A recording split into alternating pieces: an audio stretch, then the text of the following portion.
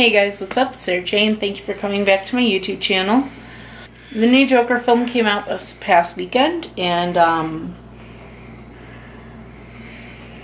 dark. It was dark. So I had some coworkers say, oh yeah, it was boring as heck. The only interesting part was at the very end for the last like 15 minutes. And then I had other people say, yeah, it was way too violent. I don't expect it to be that violent. It's like, you're going to go see Joker. Yeah.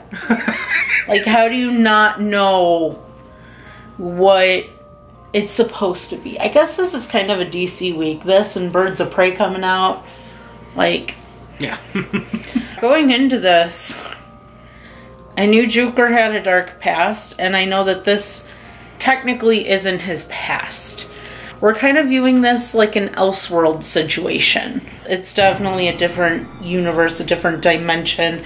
It doesn't fit into any of the three storylines that we know of Joker. It's sort of, it has some similarities. Parts. Yeah. But it's not exactly that.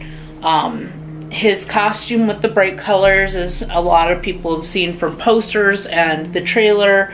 I would say is like Cesar Romero. Cesar Romero would be like the closest comparison in terms of his bright colors. But otherwise, we all know how Caesar was for his show. Kid friendly. This one is not kid friendly. Definitely not. Ultimately, my biggest concern with this one is that anyone could lose it the way that he does in this film. Anyone could snap. Yeah. It's how you feel after you snap that concerns you the most. A lot of the things that he went through I kind of justify in some ways, and that's scary because you don't want to admit that you would justify it. And I think that's why there were so many police in that theater today. The theater that we went to had like some cops around, and they were like making sure, like they were literally just wandering and everything else. But I mean, with what happened with the Dark Knight film a few years back, it's understandable too, you know? This movie really did like shake me a little bit in my core because of the mentality that he has all the way throughout. He is trying. He is just trying to make it through the world, and then he finds out his whole life is a lie. I highly recommend it. Yes, it is not exactly the Joker origin story. We don't have a specific Joker origin story. For those that are not familiar with DC, it's purposeful like that. We're not supposed to know his origin because one, it makes for a great story, not knowing who a villain's true nature. But two, as the Joker even said himself in one of his most famous comic books, The Killing Joke, he prefers it to be multiple choice because even he doesn't remember his own past. So he gives us 3, right? 3. The third one is more of a recent one, but the 2 that most people have known is either he's a failed comedian that literally lost it after one whole bad day of just nothing but bad stuff. The second is that he was a gangster. I'm not sure of which gang, but he was a gangster that just lost it too.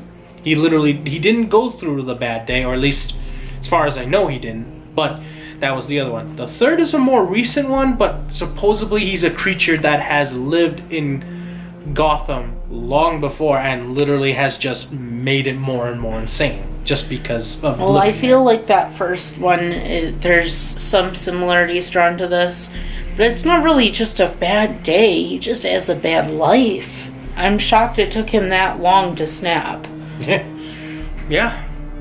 But of course, people actually applauding and being happy for him while he's doing evil things, yeah, that would make any man turn into the monster that the Joker is. Well, I mean, the way the film made it look versus how the books have done it made him seem more like he was like a hero.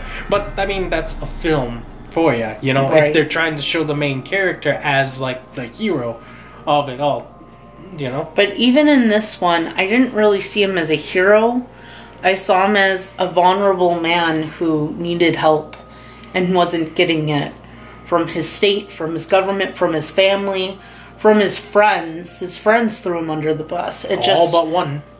All but one. It's a disturbing movie. It's not for the faint of heart. Whether you know the story or not, you need to be able to handle some pretty rough stuff in order to watch it. With that being said, even though this is not like a specific storyline that we know of with the Joker, it was still a really good movie.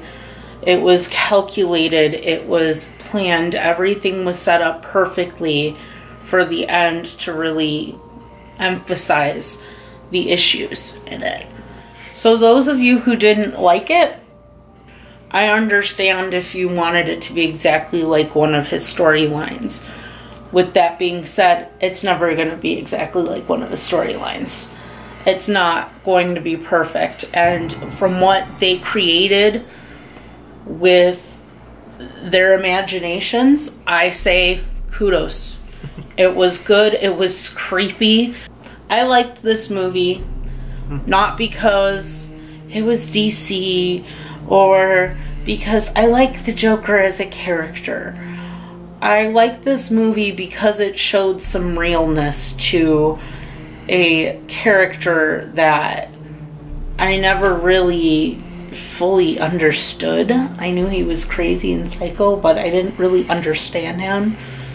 And seeing a scenario where something could actually happen in real life is terrifying. I mean, even Heath Ledger's portrayal of the Joker in The Dark Knight, I mean, we don't even know where that one came from and all the stuff and everything else, so it's still another variant of what could possibly happen if someone really lost it, you know? It was a good movie. You just have to be patient with the plot and keep an open mind. So thank you guys so much for watching. Let us know in the comments what you thought of this movie. And don't forget to like and subscribe. And we will see you next time. Bye.